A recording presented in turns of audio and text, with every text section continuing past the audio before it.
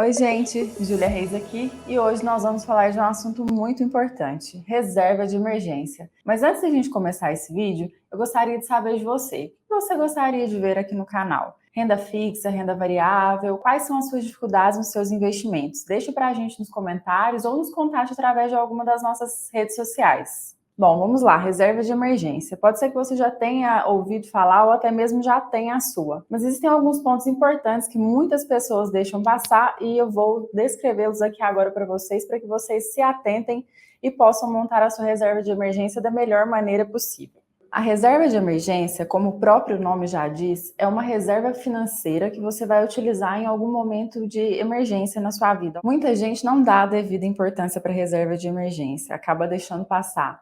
Mas ela é o primeiro passo antes de você começar a fazer seus investimentos. Você precisa ter essa reserva financeira e depois começar a fazer os seus investimentos, porque caso aconteça alguma coisa, alguma situação inesperada, você vai ter essa reserva e não vai precisar mexer nos seus investimentos.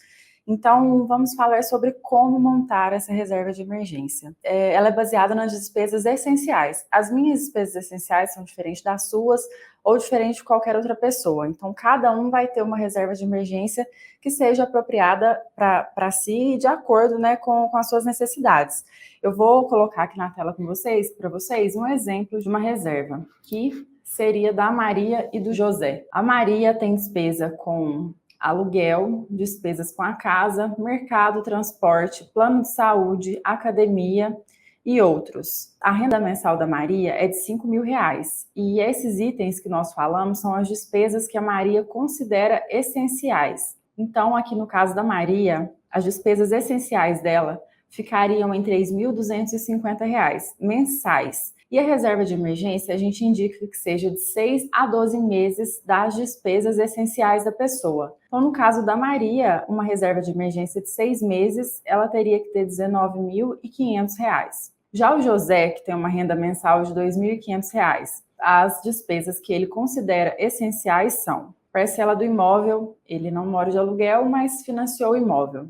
A despesa com a casa, o curso de inglês, a alimentação, financiamento do carro, seguro do carro e outros. Então, o total das despesas essenciais mensais de José, R$ 1.830. Como que seria a reserva de emergência do José para 6 meses? R$ 10.980. Em ambos os casos, tem a listinha das despesas que eles consideram essenciais para se manter, né, durante um mês. Então, aí vocês viram que cada um tem uma reserva de emergência diferente. Mas não se assuste se você não tiver uma reserva de emergência ainda. O valor pode parecer alto, mas você pode construí-la, né, no decorrer do tempo. Todo mês separar ali um pouquinho para ir construindo a sua reserva de emergência.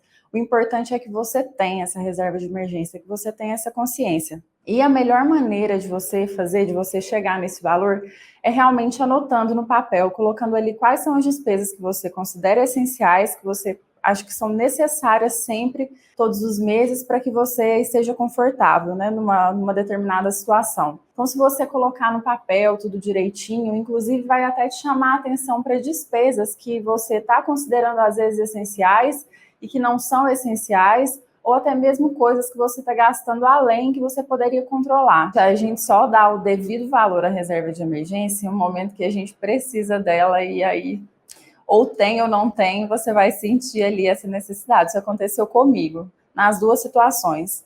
Eu só dei o devido valor à reserva de emergência quando eu precisei muito e não tive. Mas pelo menos serviu para eu me atentar, ter consciência de poder construir a minha ao longo do tempo. E recentemente, com a pandemia, eu acho que todo mundo viveu uma situação inesperada, né? Uma situação de emergência. Muita gente perdeu emprego, muita gente teve problema de saúde, então as pessoas ficaram ali precisando de um amparo, né? Tendo essa necessidade. Então, essa reserva evita que você tenha necessidade de pegar empréstimo no banco, ficar rolando dívida, pagar juros sobre algumas dívidas. Só com esse controle nas suas finanças, você vai conseguir manter seu padrão de vida em um momento, uma situação inesperada e ainda assim não ter a necessidade de mexer nos seus investimentos ou mexer naquele dinheiro que você separa sempre para estar investindo, para estar fazendo seus aportes.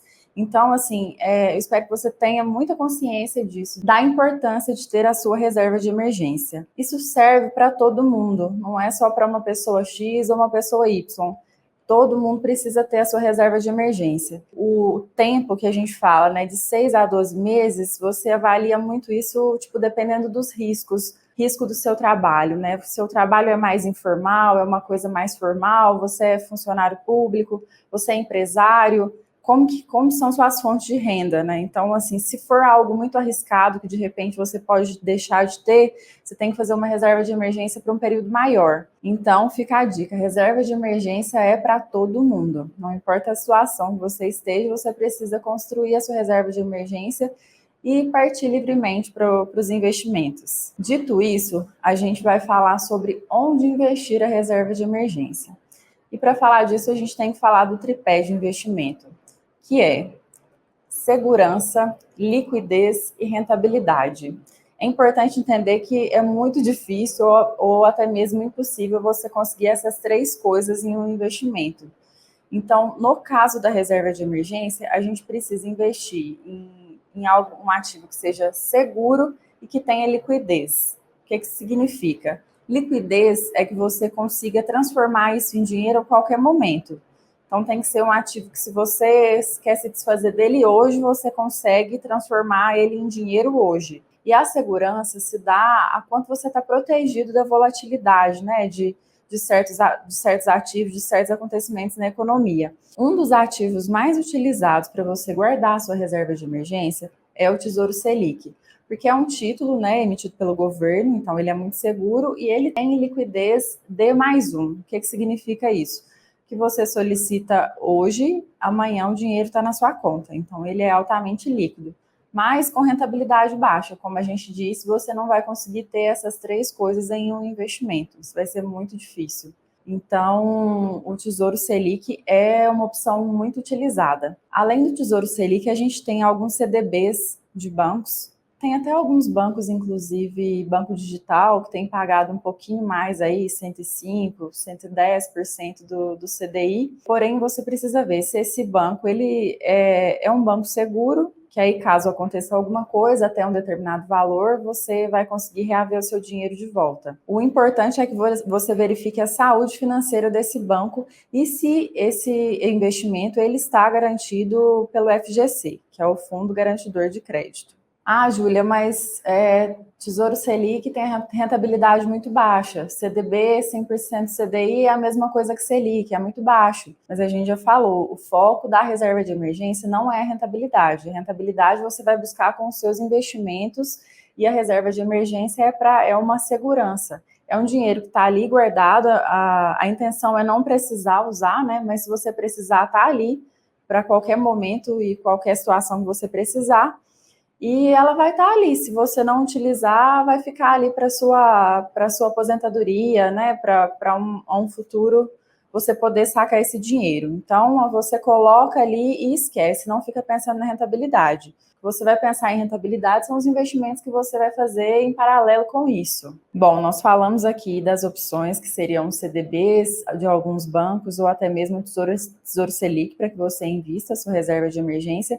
Eu gostaria de acrescentar aqui como que funcionam taxas e impostos. O Tesouro Selic, ele tem uma taxa de custódia sobre o valor total do investimento de 0,25% ao ano e é cobrado 2 vezes ao ano.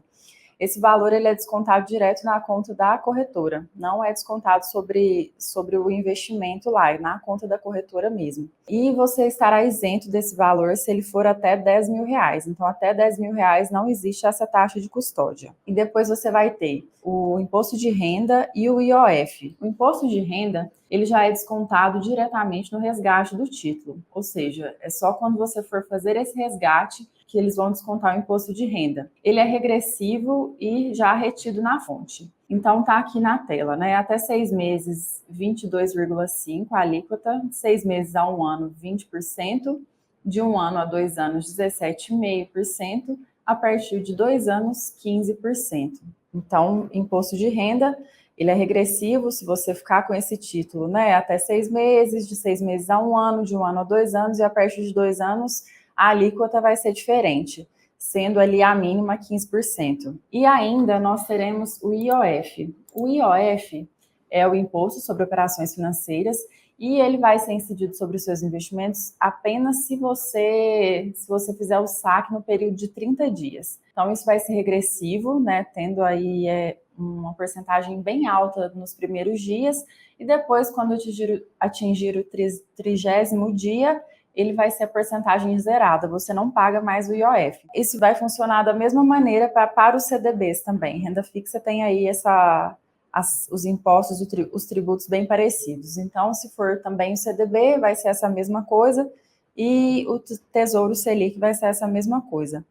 Lembrando que, se você optar pelo CDB do banco, é interessante que você veja se não é um CDB com vencimento, que você tenha que levar até o vencimento para ter aquela rentabilidade.